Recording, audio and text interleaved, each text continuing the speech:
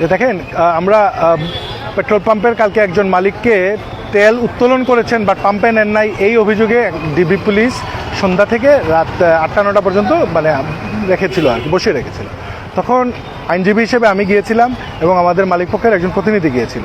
তখন সব কাগজপত্র আমরা হিসাব করে ওনাদেরকে বুঝিয়ে দিতে সক্ষম হয়েছিলাম যে আমাদের এখানে কোনো বিচ্যুতি হয় নাই, এবং সরকারি কর্তৃপক্ষ সন্তুষ্ট হয়েছিল, ডিবিও সন্তুষ্ট হয়েছে এবং মেঘনা যারা আছে তারাও সন্তুষ্ট হয়েছে। পরবর্তীতে যখন আমি যখন চলে আসছি তখন ওনাকে বলা যান এখানে আপনার অ্যাসিলেন্ট যাবে। তো এরপরে রাত 1টা পর্যন্ত ওনাকে যতক্ষণ আটকে রাখা হয়েছিল তখন একটু পরে পরে পুলিশ আসতেছিল, শুধু পুলিশের সংখ্যা বাড়তেছিল।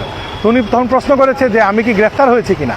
তখন ওনাকে বলা হয়েছে বলা যাচ্ছে না। এই যে বলা যাচ্ছে না বলছেন, এটার পরিপ্রেক্ষিতে উনি আতঙ্কিত হয়ে ভয় পেয়ে ওনার পরিবারকে ফোন দিছে, ওনার পরিবার আমাদেরকে ফোন দিছে, আমাদের মাধ্যমে আপনার এই যে ট্যাঙ্ক লরির শ্রমিকরা জানছে যে পেট্রোল পাম্প মালিকে খামাখা ধরে নিয়ে গেছে।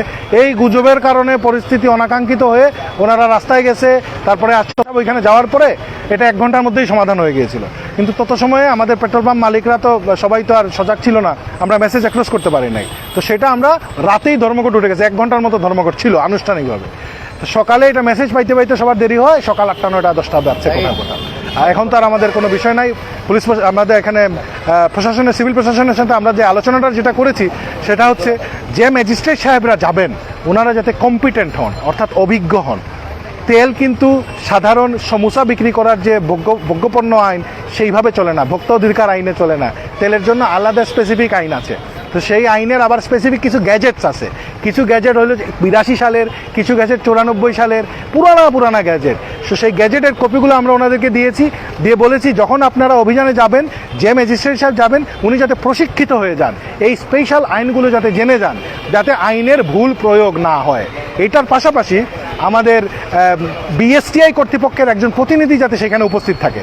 সেই প্রতিনিধি যদি সেখানে মাপ ঠিক আছে কিনা সে বলতে পারবে, কারণ তেলের মাপ তো মিটারে আসে। এটার পাশাপাশি বিপণন কোম্পানির একজন লোক যদি থাকে উনি বলতে পারবে আইন কানুনের কোনো বিচ্যুতি হয়েছে কিনা না।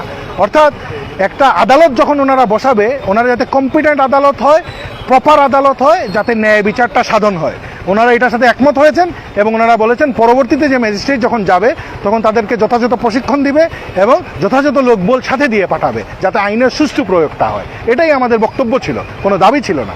তখন এটার পরিপ্রেক্ষিতে ওনারা এই সিদ্ধান্ত নিয়েছেন বলে আমাদের আশ্বস্ত করেছেন। পাম্প মালিক ছাড়াও আরো বিভিন্ন নেতৃবৃন্দ দেখা, মাল কারা কারা ছিলেন এখানে? এখানে পাম্প মালিক বলতে বিভিন্ন পেট্রোল পাম্পের সাথে তো সিএনজি মালিক জড়িত, ট্যাঙ্ক লরির শ্রমিকরা জড়িত, পরিবহন শ্রমিকরা জড়িত।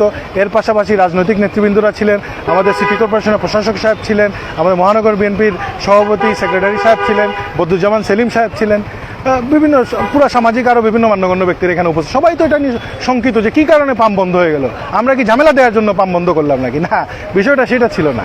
বিষয়টা ছিল ওই যে একজনকে গ্রেফতার করে নিয়ে যাওয়ার গুজব আসছে, এটা থেকে পরিবার আতঙ্কিত হয়েছে, সহকর্মীরা আতঙ্কিত হয়েছে, এই তিল থেকে তাল হয়ে গিয়েছে। এখন স্বাভাবিক ওইটা কালকে রাতেই স্বাভাবিক হয়ে গিয়েছিল, কয়েকটা পাম্প খুলতে সময় লেগেছে। Bye, by.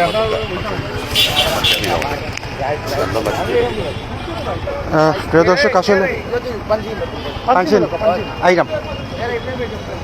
দর্শক, আসলে শুনছিলেন যে ব্যারিস্টার রিয়াসিদ আজিম আজনান, যে পাম্প মালিক সমিতির বর্তমান যে সভাপতি, তিনি ভারপ্রাপ্ত সভাপতি, এনার বক্তব্য শুনছিলাম।